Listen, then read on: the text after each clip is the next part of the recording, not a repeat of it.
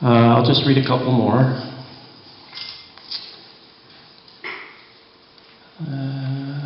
Not that one. Let's see. Yeah, maybe two more. As I mentioned, my father was a salmon fisherman. We lived literally a stone's throw from the mouth of the Fraser River.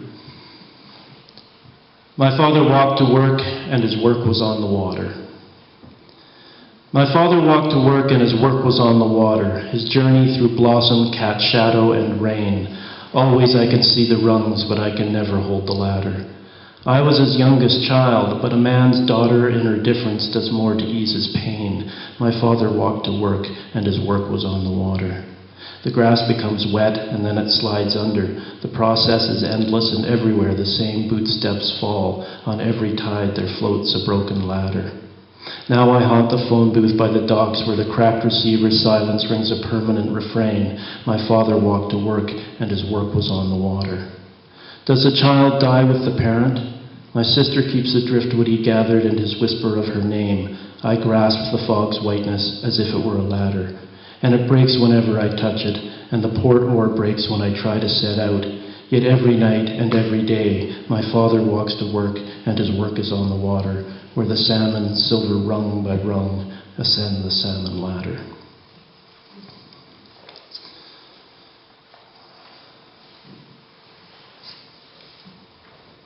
Okay. How you doing? You got time for two? You got time? I'll run through two then pretty quick here. It's a new book. I got it last week, so I'm newly reading from it, so that too, though I won't push my luck. These two older brothers of mine, it was like having three fathers, imagine that. I got along with all three of my fathers, it was pretty well. But when you have older siblings like that, you tend to have a relationship to time and generation that's a little different. I have a real fondness for the 60s and 70s, not just because I was a little kid in the 70s, but because my brothers were. All that music that's all over the radio now that they call oldies, I heard all that before it was all over the radio, because that's what my brothers were listening to. So, The Duck Hunter. This is for my older brothers. He had a gun. He had a gun and a dog. A gun and a dog and a pack of French safes and a case of O'Keeffe in the trunk. He was my older brother, young.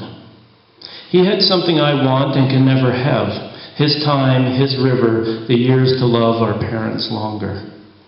He had this October morning in the marsh, the chill breath of longing, the thrash of salmon spawning in the reeds, the sun a cartridge in the cartridge vest. He had, we all had. The gun is rust, the dog dead, all the safes were blown, the empties taken back for dimes. My older brother young does not exist, and I cannot love my parents more. Now the flock flies overhead. We have our times shot. The mallard breaks like a child's wrist.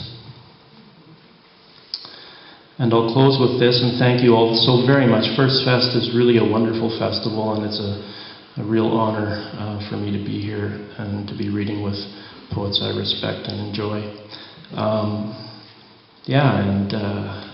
I hope the rain stops soon, because it's making me homesick for Vancouver, which is really kind of odd to be in Ottawa and feel that way.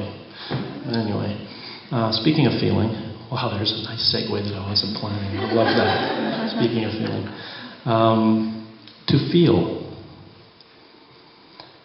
The past tense of the verb, and I am back in childhood's art class.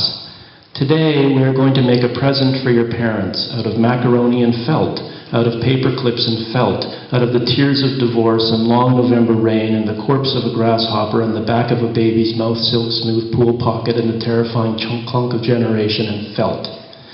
There are no lines to cut along or keep the colors in. You're on your own.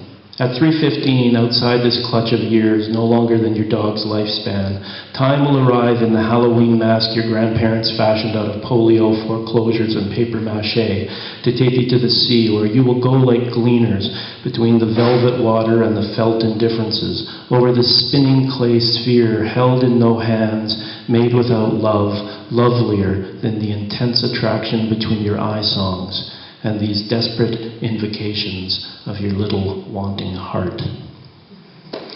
Thank you very much.